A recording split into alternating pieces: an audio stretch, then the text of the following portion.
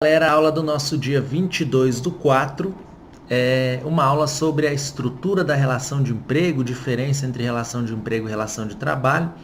E eu acho que é muito professoral eu chegar e falar para vocês que, olha galera, relação de emprego, nós temos os 5 elementos fáticos jurídicos, que são trabalho prestado por pessoa física, com pessoalidade, onerosidade, não eventualidade, subordinação, e em relação de trabalho não tem isso. Olha, eu acho que isso é muito iniciante para quem almeja a magistratura do trabalho. Todo mundo já leu o artigo 2º, artigo 3º lá da CLT, todo mundo já sabe decore e salteado os elementos fáticos jurídicos inerentes à relação de emprego, mas eu quero trabalhar com vocês alguns pontos específicos dos elementos fáticos jurídicos, sobretudo pontos específicos relacionados à figura da subordinação. Subordinação. Objetiva ou subjetiva na relação de emprego? Galera, a subordinação objetiva é sobre o objeto do contrato, sobre o que consta lá no contrato, tá? Sobre o que o trabalhador deve seguir enquanto preceito contratual e o que o empregador pode exigir do trabalhador observados os limites contratuais. Subordinação subjetiva é servidão, é subordinação sobre a pessoa do trabalhador. É exigir que o trabalhador permaneça no local de trabalho sem possibilidade de locomoção, sem que consiga sair, sem que consiga se locomover, que fique preso. É a questão do trabalho em condições análogas à de escravo. Então, primeiro ponto, a subordinação no contrato de trabalho ela é objetiva. Segundo ponto, nós temos um instituto que é o da subordinação reticular ou subordinação estrutural, em que o trabalhador se insere na estrutura jurídica da empresa e a partir do momento em que ele se insere na estrutura jurídica da empresa, ele não precisa ter ninguém dando ordens para ele, porque ele está inserido naquela dinâmica e apesar de não ter ninguém dando ordens para esse trabalhador, ele fica vinculado a uma estrutura e essa vinculação estrutural não retira dele a qualidade de empregado. Tá? Agora, vejam só, existe um instituto moderno, que é o Instituto da Holacracia, que ele é muito parecido. Ele fala o seguinte, olha, o trabalhador se insere na estrutura jurídica da empresa de modo que ele está subordinado a toda a estrutura do empregador, tá? Porém, esse trabalhador, ele ostenta elevado grau de autonomia na prestação de serviço.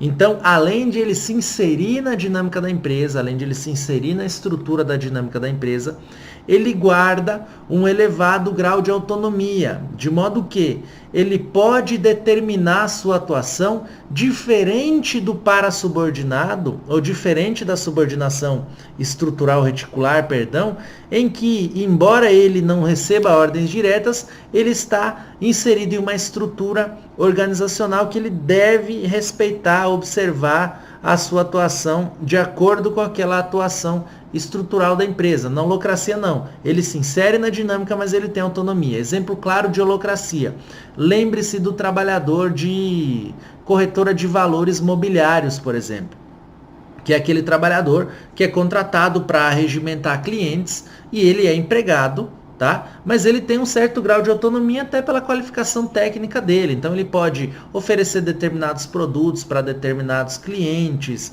ele pode negociar com o cliente em margens maiores ou margens menores, ele pode traçar perfil de cliente, enfim, ele tem um grau de autonomia que o empregado ou o trabalhador dentro do contexto da subordinação reticular não tem.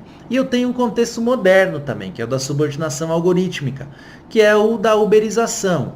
Ou seja, eu não tenho empregador me dando ordens diretas de serviço, mas através de um sistema informatizado de controle, esse empregador direciona a minha prestação de serviço. E o Uber é uma plataforma que recebe o trabalhador exatamente dessa forma. O trabalhador é avaliado, o trabalhador pode ser penalizado, o trabalhador avalia, o trabalhador recebe, o trabalhador é direcionado para trabalhar. E nesse contexto do empregado da Uber, deve-se verificar com bastante cautela se o sujeito é empregado da Uber ou se o sujeito não é empregado da Uber. Como que eu vou avaliar essa situação? Como que eu vou compreender? Como que eu vou enxergar, receber essa situação? Galera, essa situação eu recebo da seguinte forma, veja só. Eu devo analisar o contexto de cada situação em específico. que isso quer dizer? Eu devo pegar aquela situação em particular e analisar para ver, olha, esse trabalhador ele estava complementando renda, trabalhava só fim de semana, trabalhava de vez em quando, ele era um cara que estava lá todos os dias trabalhando para Uber, recebendo ordens, foi penalizado, não foi, avaliava, fazia milhares de viagens. Olha, eu devo analisar essas duas situações para eu aferir se existe ou se não existe aqui vínculo empregatício. Outro ponto bastante interessante também é o do vínculo empregatício do ministro de confissão religiosa. Essa questão é uma questão que bate muito às portas do Poder Judiciário e a jurisprudência ela ainda é bastante vacilante, ela ainda é bastante divergente nesse ponto. Por quê? Porque parte da jurisprudência entende que nessa situação existe um chamado espiritual que afasta a natureza empregatícia da relação jurídica, ou seja, existe uma voluntariedade altruística espiritual daquele sujeito, daquele trabalhador, que faz com que ele trabalhe para a obra e receba, logicamente, um salário ou uma contraprestação decorrente daquilo ali, um soldo, na verdade. Né? Agora, existem estruturas de igreja, como é o caso, a jurisprudência que fala isso, da Igreja Universal, em que existe até cobrança de meta, de dízimo, em que há um contexto empresarial dentro dessa estrutura. E esse contexto empresarial que alberga toda essa estrutura é um contexto empresarial que tende, nesse particular aqui, a gerar o reconhecimento de um vínculo empregatício. Bacana, pessoal? Esses eram os pontos que eu queria tratar com vocês, pontos modernos a respeito de relação de trabalho e relação de emprego. Seguiremos adiante com mais pontos. Valeu, galera!